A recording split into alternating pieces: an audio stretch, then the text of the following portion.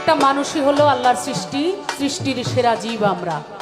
নারী পুরুষ মানুষের সৃষ্টি বলেই আমরা সেই সৃষ্টির প্রতি শ্রদ্ধা জানিয়ে আমরা ভেদাভেদ না করে আমরা একসাথে ওই পর্দা মানে যত ঘোমটা তার নিচে তত ঝামেলা।